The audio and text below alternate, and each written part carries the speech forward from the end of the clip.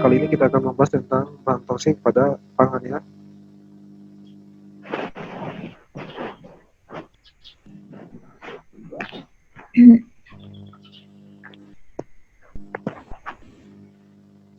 Pangan bisa kita kenal dia berasal dari sumber hayati dan air, dan sebetulnya pangan ini bisa diolah maupun tidak diolah juga ya.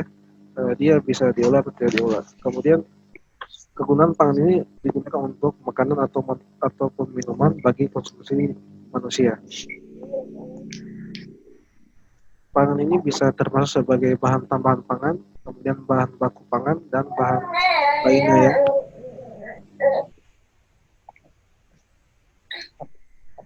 Pangan ini digunakan untuk proses penyiapan, kemudian untuk pengolahan, atau untuk pembuatan makanan atau minuman ya, yang bisa kita kenal sebagai bahan tambahan pangan. Guna dari bahan pangan ini kita ketahui bersama ya sebagai sumber energi, kemudian untuk bahan membangun jaringan maupun senyawa-senyawa untuk membantu proses metabolisme. Yang saya sebutkan ini merupakan dari kegunaan pangan ya, kegunaan pangan dari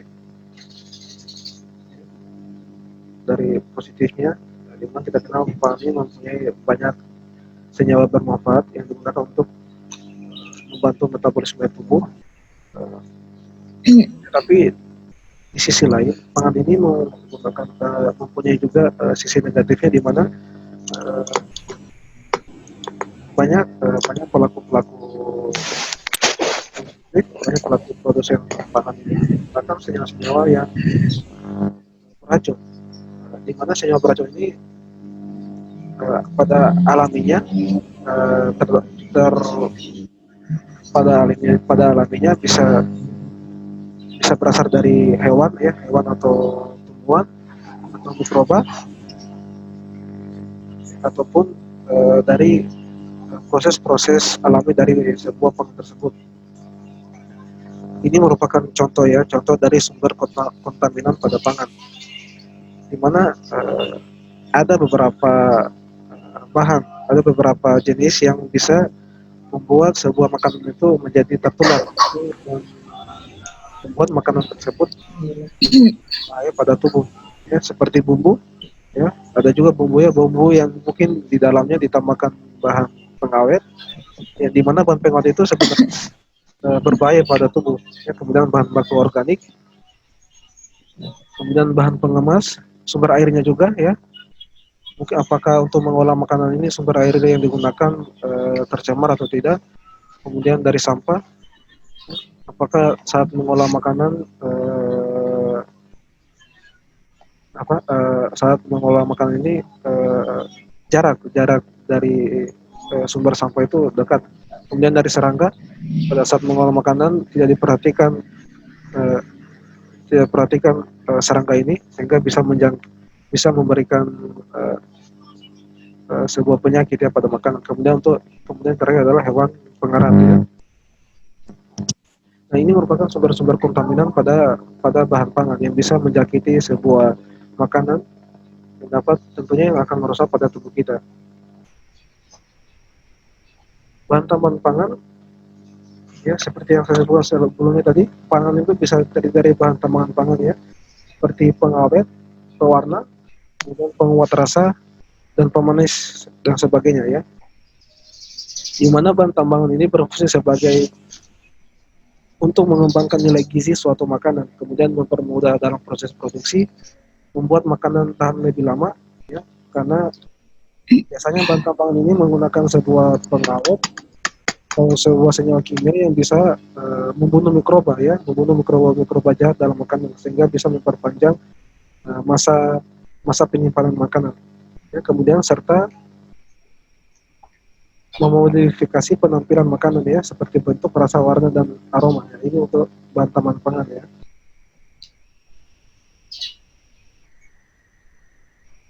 Ini contohnya ya, ada sebagai penyedap ya, vitsin, MSG, yang dosisnya dapat diatur. Kemudian ada pewarna seperti tetrazin, yellow orange, Kemudian pewarna lainnya sebagai tertazin, sakarin. Nah ini ya, ini pewarnanya ini.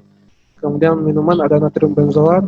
Semua ini bisa dilihat ya.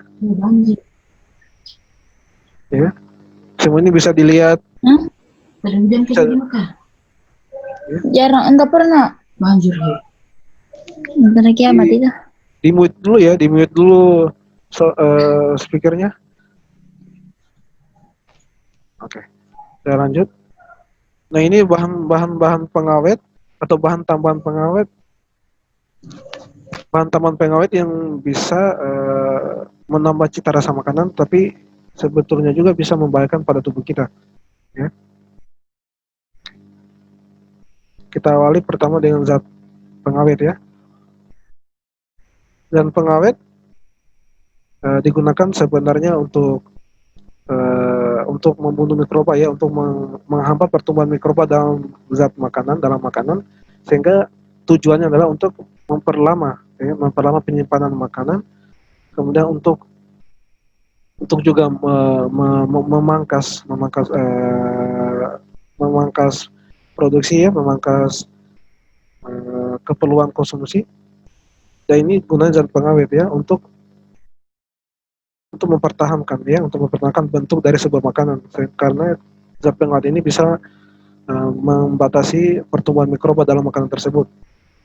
Zat pengawet ini dapat terdiri dari organik dan anorganik. Untuk organik ini merupakan zat pengawet yang sebenarnya mudah untuk dibuat karena alami, kemudian di dalam tubuh juga mudah dikeluarkan ya, mudah dikeluarkan dalam tubuh, sehingga zat pengawet dari organik yang mungkin yang sering digunakan ya, seperti asam sorbat, kemudian asam propionat, asam benzoat, asam asetat, epoksida. Kemudian untuk zat pengawet dari anorganiknya ada sulfit, hidrogen peroksida, ada nitrat dan nitrit. Oke ya.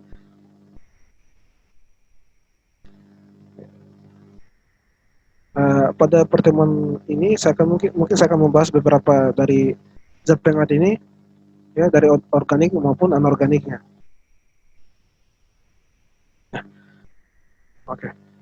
Ini merupakan pertama asam benzoat, di mana menurut FDA ya, bahan pengawas makanannya yang ada di Amerika, mereka memberikan sebuah batasan bahwa untuk penggunaan benzoat dibatasi hingga konsentrasi 0,1%, ya, digolongkan sebagai generally recognized as safe ya, atau GRAS.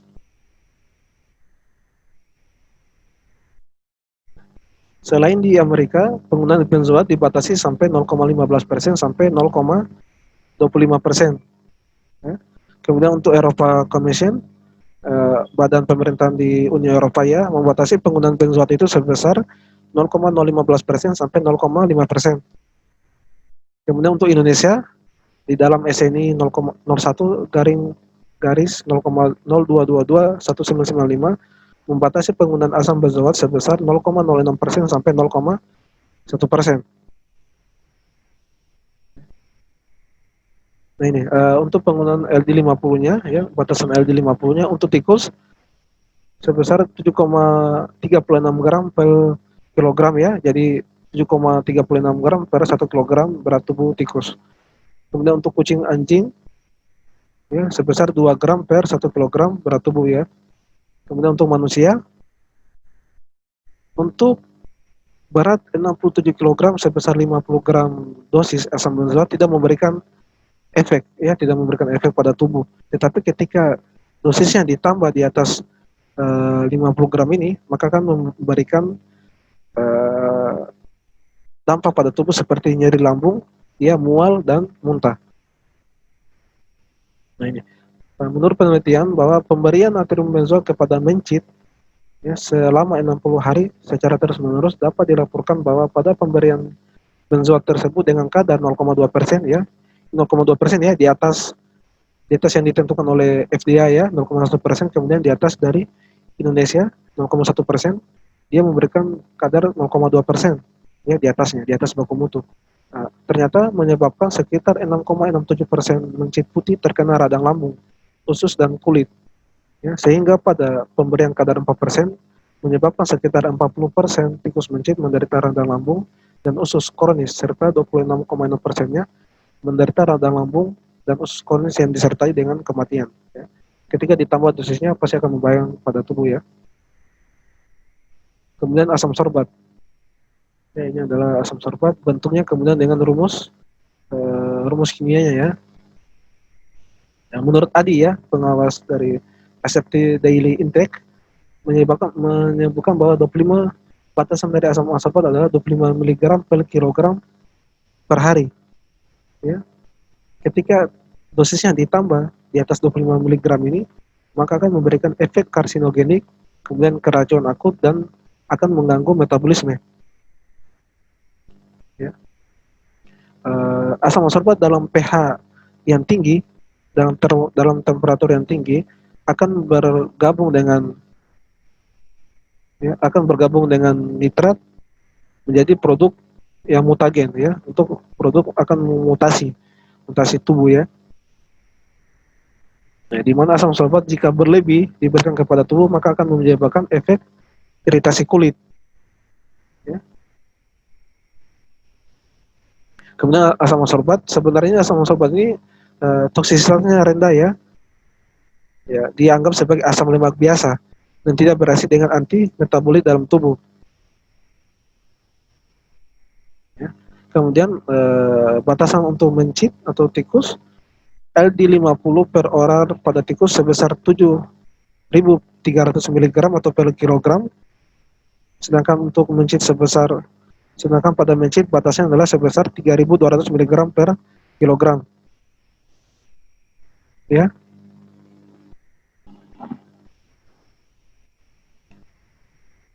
Kemudian sulfur dioksida.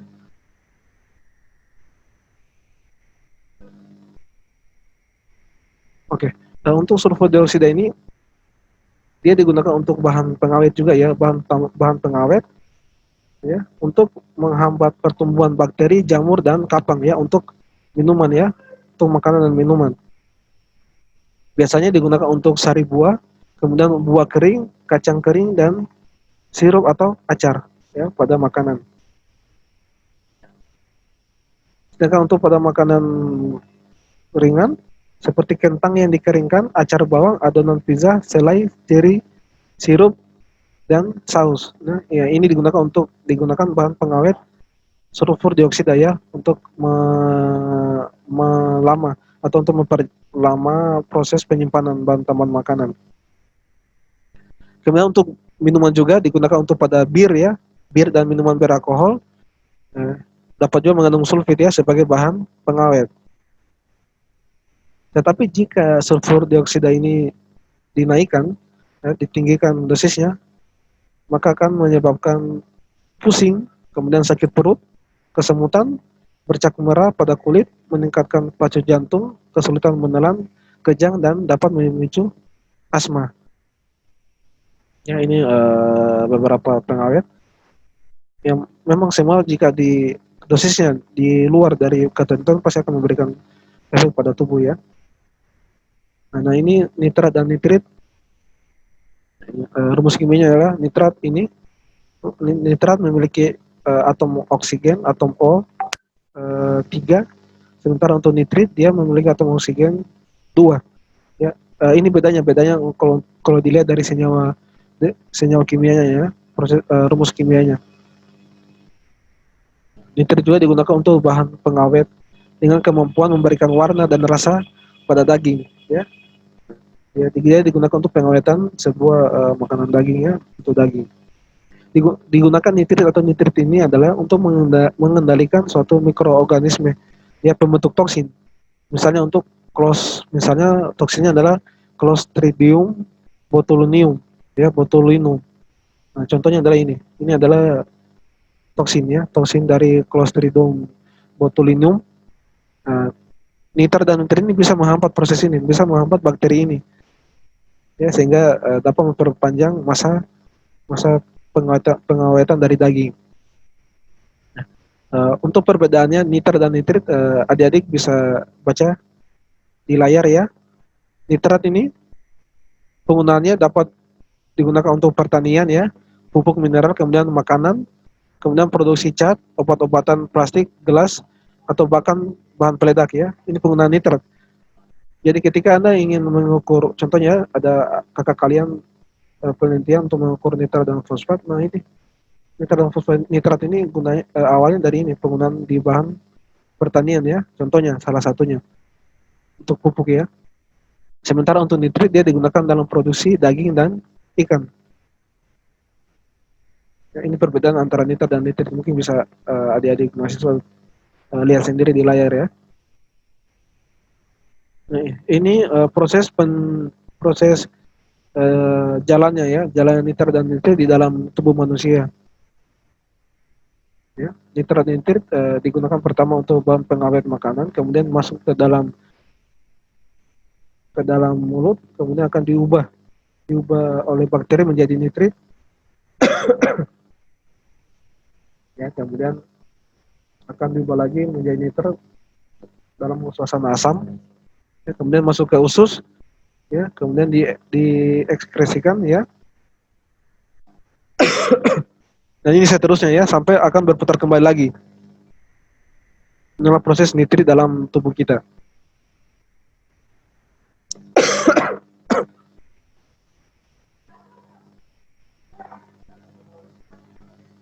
Oke. Sebelumnya suara saya bisa didengar ya? Bisa Pak, jelas. Oh, jelas Bisa, ya? Pak. Bisa Pak. Saya lanjut atau ada pertanyaan? Saya lanjut dulu ya. Iya Pak. Lanjut. Oke. Lanjut, Pak. Kemudian tadi kita sudah membahas tentang bahan tambahan pangan, kemudian kita akan membahas tentang zat pewarnanya ya. Zat pewarna yang biasa diberikan pada makanan atau minuman ya. Oke. Untuk zat pewarna, fungsinya pertama adalah untuk membuat pangan itu lebih menarik ya, kemudian untuk menyeragamkan warna pangan, kemudian untuk mengembalikan warna dari bahan dasar yang hilang atau berubah selama pengolahan. Nah, ini zat pewarna ya. Dan biasanya produsen makanan itu nakal ya, atau jahil juga, sehingga mereka menambahkan zat pewarna yang sebenarnya zat pewarna itu untuk zat pewarna sintesis ya, untuk bahan sintesis seperti pewarnaan kulit atau yang lainnya.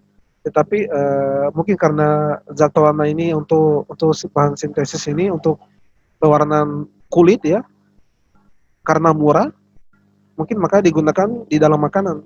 Tetapi itu tidak boleh ya sebenarnya. Kemudian zat pewarna juga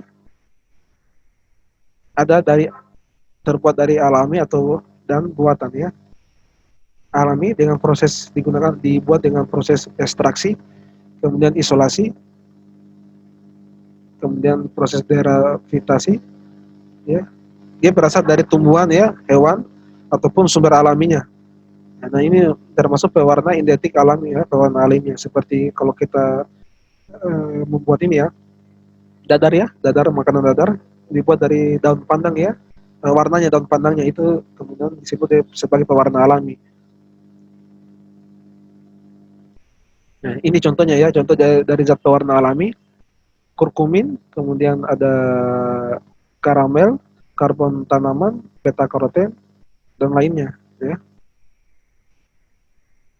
Kemudian ada proses buatannya digunakan menggunakan proses sintesis secara kimiawi.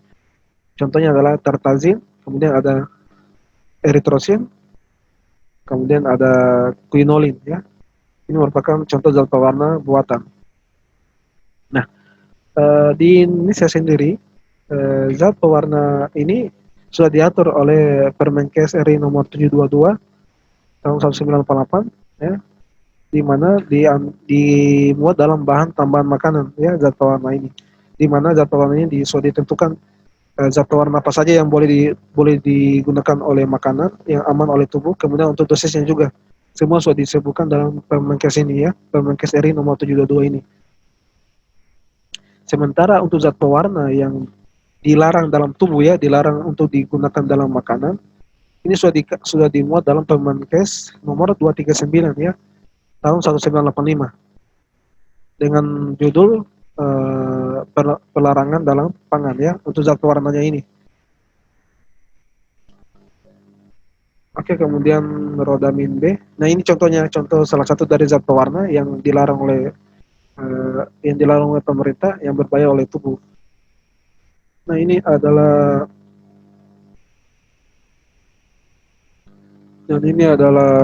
proses atau struktur kimianya ya dari rodamin ini di bagian kiri layar. Kemudian ini adalah bentuk dari padatannya ya dari rodamin B. Nah, ini memang untuk sebenarnya rodamin B ini untuk warna bahan sintesis ya seperti bahan kulit atau tas ya atau baju. Nah, digunakan untuk rodamin B ini. Pewarna sintesis berbentuk serbuk kristal ya berwarna hijau atau ungu kemerahan yang tidak berbau serta akan berwarna merah terang ketika berpendar atau berfluoresensi. Nah, maksud dari berpendar ini ketika disimpan dalam keadaan gelap ya, dalam suhu gelap atau dalam ruangan yang gelap, ini akan memberikan warna merah. Ya, maksudnya itu dari berpendar ini atau berfluoresensi akan memberikan warna ketika disimpan dalam ruangan yang gelap. Nah, ya, ini kegunaan dari rodamin B ya untuk industri tekstil dan kertas ya sebagai pewarna kain, sebagai untuk kosmetik, kemudian untuk produk pembersih mulut dan sabun ya. Tidak dicantumkan untuk penggunaan makanan ya, tetapi sering digunakan untuk bahan tambahan pangan ya. Nah, itu ini merupakan sebenarnya tujuannya ya, sebenarnya kegunaan aslinya dari rodamin B.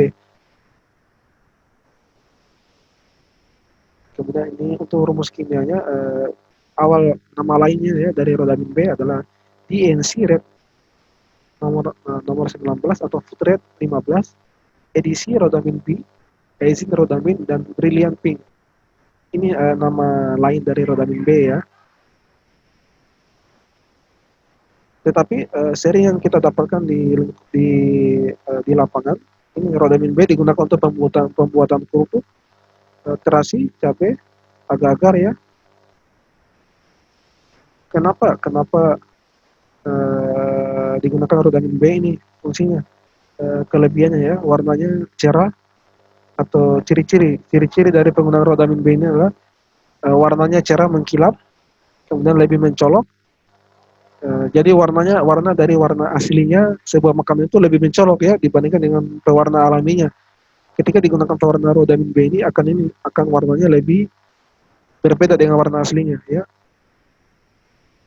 Kemudian ada gumpalan warna pada produk. Kemudian bila dikonsumsi rasanya lebih sedikit pahit.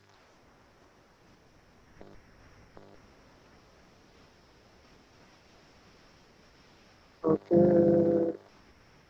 Nah, ini rodamin B ini kenapa bisa sangat toksik pada tubuh? Karena dia mengandung senyawa klorin ya. Senyawa klorin ini yang Cl ini ya, yang saya lingkari merah ini. Nah, senyawa Cl ini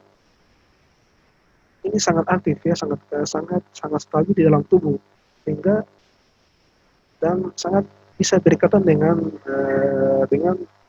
asam atau dengan lemak di dalam tubuh, sehingga ini akan memberikan gangguan dari proses tubuh kita, dan ini sangat stabil sehingga susah untuk diuraikan ya, seperti yang saya jelaskan dari minggu lalu ya. Kestabilan dari satu senyawa itu yang bisa membuat tingkat toksisitasnya lebih tinggi. Ya, ini kenapa rodamin B dianggap lebih toksisitas pada tubuh karena ada atom Cl-nya. Kemudian ada atom juga pengakilan atau senyawa pengakilan, senyawa alkil CH3 ini yang saling kari. Nah, ini juga bisa berkaitan pada asam atau lemak atau minyak di dalam tubuh kita, sehingga bisa mengganggu proses metabolisme kita ya. Ini senyawa alkilnya ini.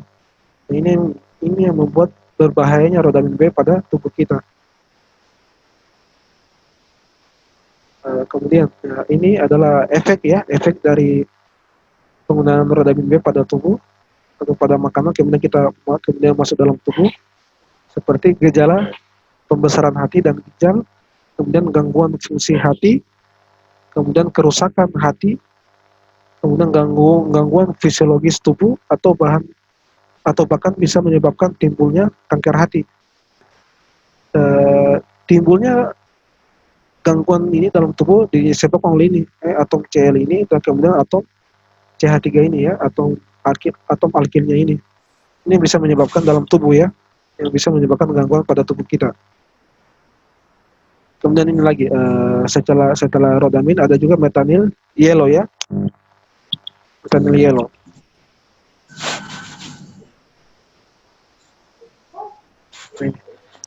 Metanil yellow ini digunakan fungsinya adalah pemberi warna kuning ya, yang biasa digunakan untuk industri tekstil dan cat ya, bentuknya bisa berupa serbuk atau padatan ya. Umumnya ini semua pewarna ini digunakan untuk industri tekstil ya, seperti rhodamin tadi, kemudian metanil yellow juga untuk tekstil, tapi kenyataan di lapangan mereka digunakan untuk bahan pengawet dari sebuah makanan. Nah ini yang dilarang sebenarnya oleh pemerintah. Nah, ini kelebihannya ini makanan yang diberi pengawet ini akan lebih berwarna kuning mencolok, kemudian cenderung berpendar ya, atau berfluoresensi. Kemudian maksudnya disimpan dalam ruangan gelap akan menyala ya, akan memberikan warna kuning terang, serta banyak memberikan titik warna karena tidak homogen. Metanil dianggap sebagai tumor promoting agent, maksudnya agen pembuat penyakit tumor ya di dalam tubuh. Nah ini senyawa ini yang dianggap sangat toksik ya, pada tubuh kita. Penyebabnya ini bisa dilihat adik-adik, penyebab dari metanil yellow: iritasi saluran cerna, kemudian mual, kemudian muntah, kemudian sakit perut, diare, demam, kemudian hipotensi ya. Ini penyebabnya. Senyawa ini yang menyebabkan dari rusaknya tubuh kita. Kemudian ada juga formalin ya, yang sering kalian dengar ya, di formalin.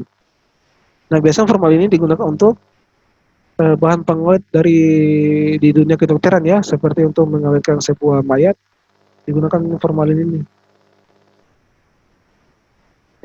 Bentuknya cairan jernih, kemudian tidak berwarna, kemudian memiliki bau menusuk. Ya. Nah, kenapa formalin ini sering digunakan dalam pengawetan?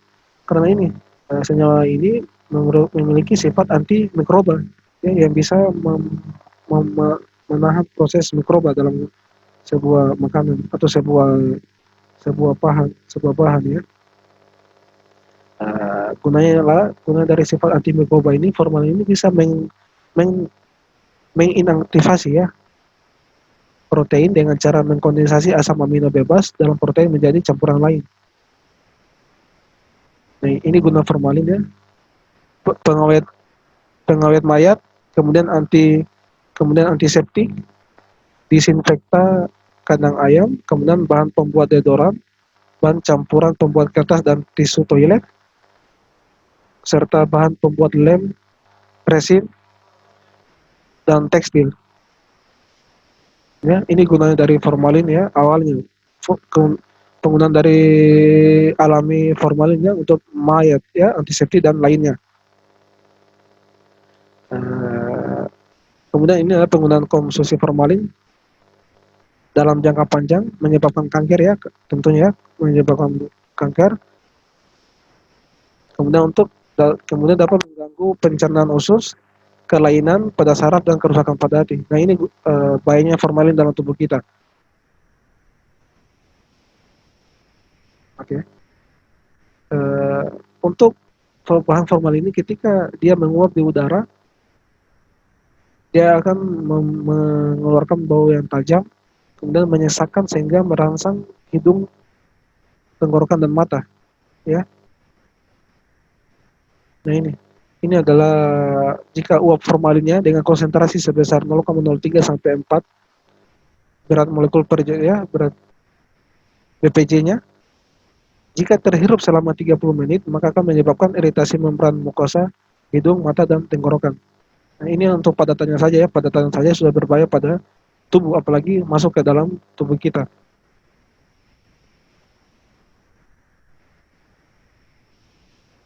Oke ya. Ini adalah toksik biologi pada pangan ya. Nah, ini mungkin saya akan jelaskan nanti di pertemuan ini, nanti saya akan jelaskan pada pertemuan berikutnya ya.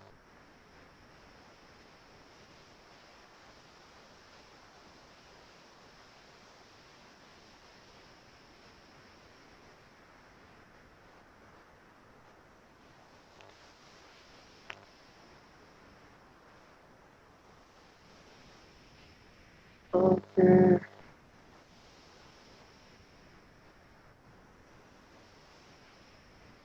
Ya. Ini yang mungkin toksikologi ini akan saya jelaskan pada pertemuan berikutnya. Nanti akan saya gabung dengan cara pengujian toksisitas ya, melalui uji in vivo maupun dengan uji yang lainnya. Oke. Nah, saya ingin memberikan tugas ya. Dari berapa orang yang hadir ini? Saya lihat dulu.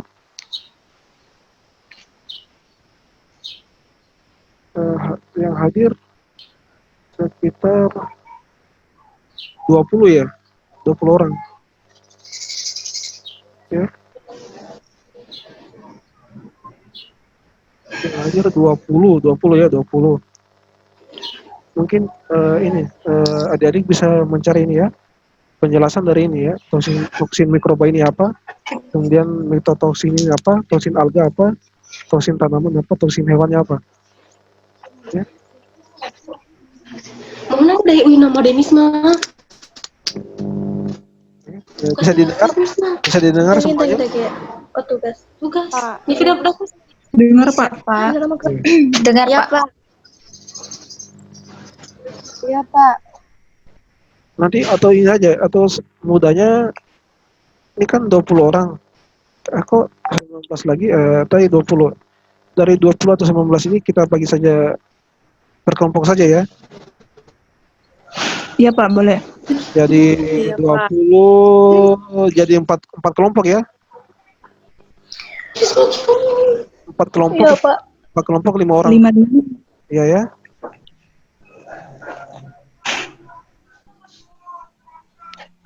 Oke ya. Oke. Kelompok pertama itu Hisma Dayanti.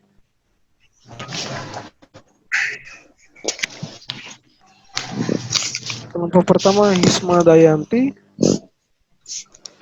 Kedua Sri Wildayani. Ketiga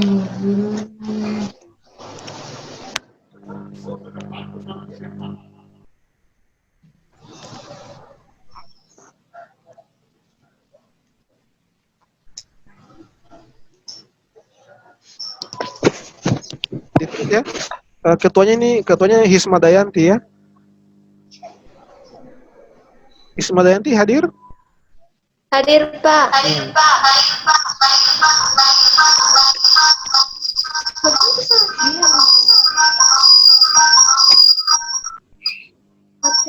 Kenapa ekornya tuh terlalu ditulis ya, teman-temannya. Pertama Rani Syara Rastika, kemudian Yayang, kemudian Asri Afrilia,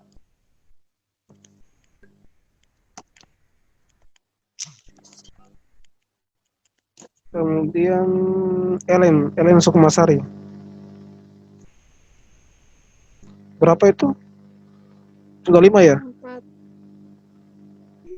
Baru 4 semuanya. Sudah 5 Pak. Iya. Sudah 5 Pak. 6. 6 Pak. 6 dengan Sri Wildayani kedua. Atau kalau gitu yang Sri Wildayani dia kelompok 2 ya. Iya Pak.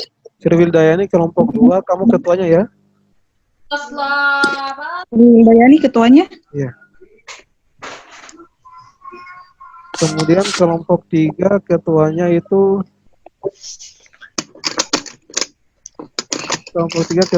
ini Suci Cahaya Labora hadir.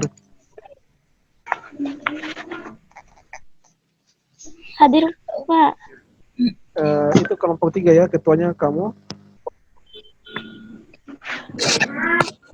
Kemudian Makmur hadir. Hadir Pak. Iya, kelompok 4 ya, ketuanya kamu. Ya Pak. Kemudian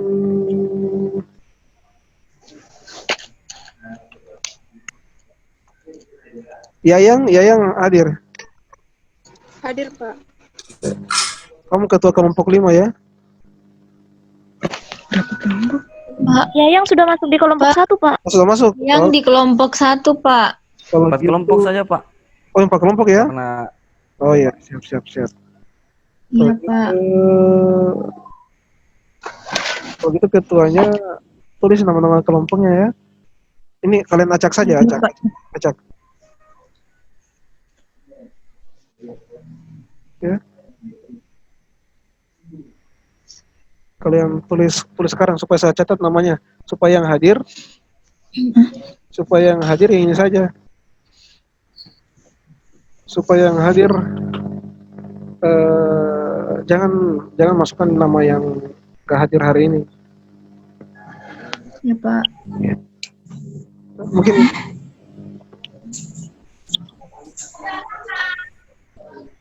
Maksudnya, Pak, bagaimana? maksudnya ini kan sesuai bagi kelompoknya, sesuai bagi ketuanya ya. Iya. Dari nama-nama yang di sini kalian ambil jadi anggota yang kalian. Ya. Kan kelompok 1 sudah ya. Kelompok 2 siapa tadi ketuanya? Sri Wildayani. Nah, Sri Widayani langsung bacakan saja nama temannya dari yang hadir ini. Ini, Pak, berarti terserah dari ketuanya tanpa ada persetujuan dari anggota. Iya, kan cuma tugas sih. Tuh. Oh iya, Pak.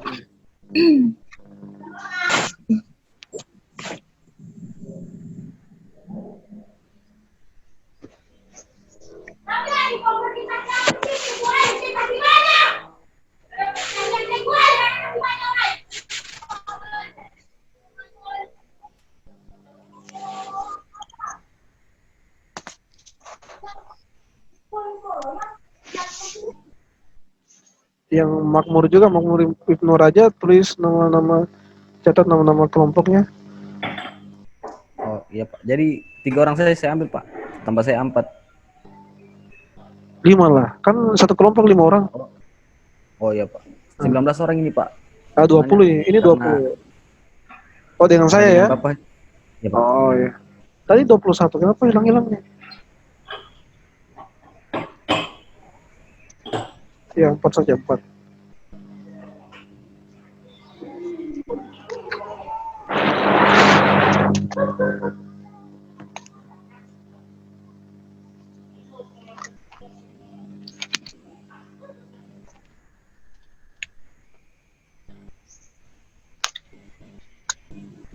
Halo, Pak. Ya. Saya atas nama Sri Wildayani sudah ini. Siapa? Dibacakan nama-namanya supaya teman-teman yang lain tidak ada yang double. Iya. Ya. Jadi itu pertama ada saya sendiri, kemudian Festi. Ketiga Lisna Devianti. Iya. Resti atau Festi? Festi pakai F. Festi kemudian Kemudian ada Lisna Devianti, Beristina, dan Wode Aprilia Wulandari. Aprilia Wulandari.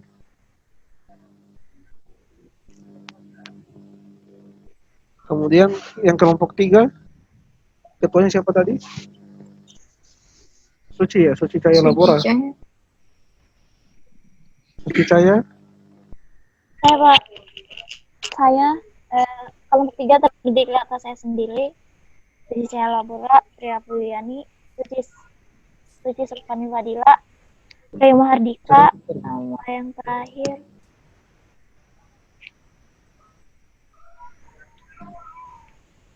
Juliana, Pak.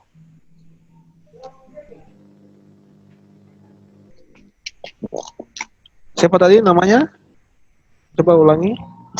Kelompok 3 terdiri atas saya sendiri, Suci Cahaya Labora, Tria Apriliani, Tria, Liliana, tunggu. Tria Priliani, Tria kemudian, Apriliani,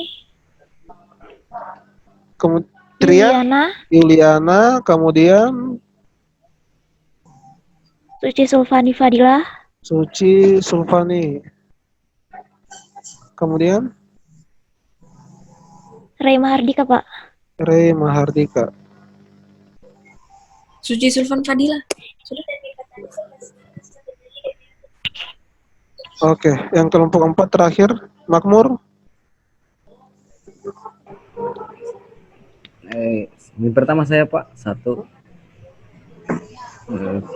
Sisanya di Iya, siapa itu? Yayang ya? Sama- Yayang sudah.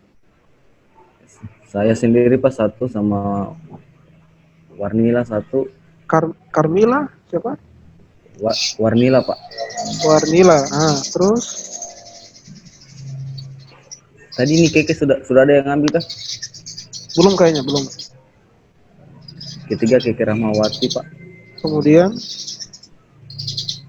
4 siapa ini lagi yang belum? Sama Musdalifah Pak. Musdalifah. Iya, Waran. Iya.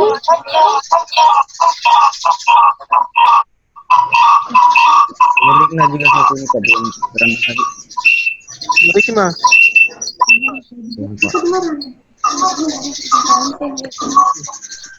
Dari sini, dari teman-teman tadi yang saya sebutkan nama anggotanya, ada yang belum masuk dalam anggota? Belum, Tinggal Pak. Pinarti belum masuk, Pak. syarat 3.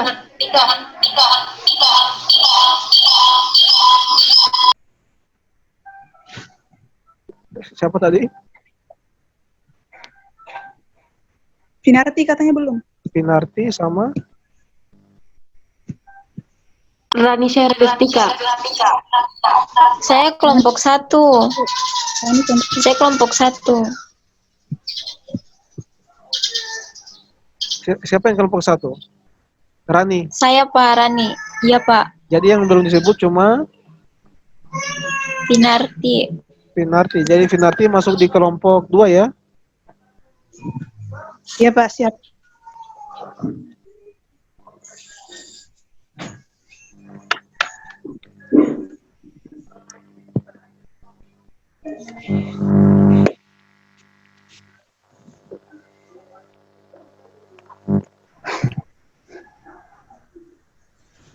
Oke, jadi semua sudah disebut namanya ya? Pak. Sudah, Pak. Sudah, Pak. Oke.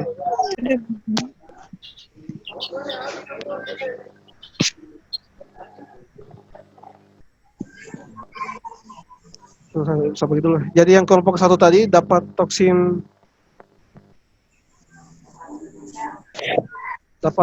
mitotoksin, ya. Mikotoksin ini ada di layar ini. Yang saya tampilkan ada di layar slide saya. Iya Pak, ada. Iya. Kelompok 1 ada mitotoksin. Ya. Kelompok 2 toksin alga, kemudian kelompok 3 toksin tanaman, dan kemudian kelompok 4 toksin hewan.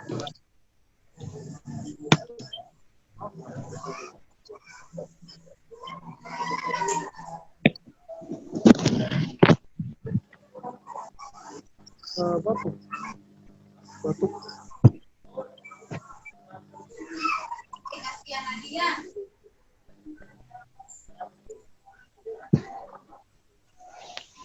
Tunggu saya ikut. Tunggu. Nanti Pak, saya menyusul. Ya, saya ulangi ya, kelompok 1 tadi mitotoksin, kemudian kelompok 2 alga, kemudian ketiga tanaman, toksin tanaman, kemudian keempat toksin hewan ya. Iya, Pak. Oke. Nah itu. Kemudian bagi yang tidak hadir mungkin untuk menonton supaya ada juga nilainya. mungkin teman-teman bisa beritahu ya, ini mungkin tidak hadir. Ini kan ada zat pewarna alami sama buatan ya. Nanti mungkin teman-teman yang tidak hadir supaya ada jalan nilainya, ini bisa dibuat sama saja. Apa ini kurkumin ini, kemudian apa penyebabnya pada tubuh, kemudian bentuknya bentuk alami atau bentuk padatannya bagaimana ya, bentuk ininya, strukturnya. Ya. Makmur bisa beritahu teman-temannya ya yang tidak hadir. Iya Pak, siap. Ya. Ini ada zat pewarna alami dan buatan. Mungkin bisa dilihat ya, bisa dilihat di layar. Mau ambil yang alami atau buatan terserah. Yang penting bisa dijelaskan identitas dari zat pewarna ini apa. Seperti tartazin ini, apa itu tartazin, kemudian bentuknya bagaimana, kemudian rumusnya bagaimana, kemudian bahayanya pada tubuh bagaimana ya. Iya Pak. Oke. Nanti ini kan saya rekam. Kemudian nanti saya akan juga masukkan di YouTube. Jadi teman-teman tidak hadir mungkin bisa lihat di YouTube ya. Kemudian yang materi yang minggu lalu juga saya sudah upload juga di YouTube. Mungkin bisa dilihat karena pertemuan minggu depan pertemuan terakhir. Kemudian berikutnya saya beri ujian. Nah, soal-soalnya mungkin dari pertanyaan kalian yang bertanya kemarin-kemarin, kemudian dari tugas-tugas juga saya akan masukkan dalam ujiannya. Oke, bisa didengar? Ya, Pak. Ya. Ya, Pak. Jadi nanti Bisa, Pak. ya. Jadi nanti teman-teman yang tidak hadir, ini tugasnya bisa dilihat ya. Ya, tugasnya saya tandai ini. Ya, ini teman-teman yang tidak hadir bisa dilihat.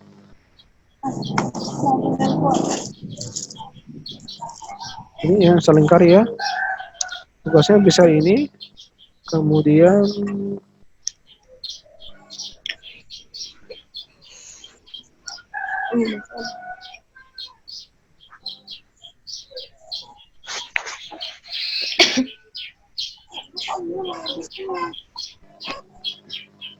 ini ya, tugasnya bisa ini yang tidak hadir.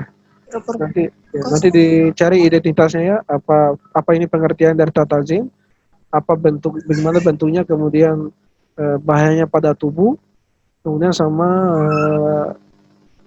ini rumus kimianya ya, rumus molekulnya.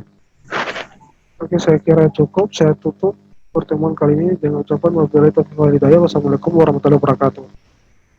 Waalaikumsalam. Waalaikumsalam Waalaikumsalam warahmatullahi wabarakatuh. Boleh.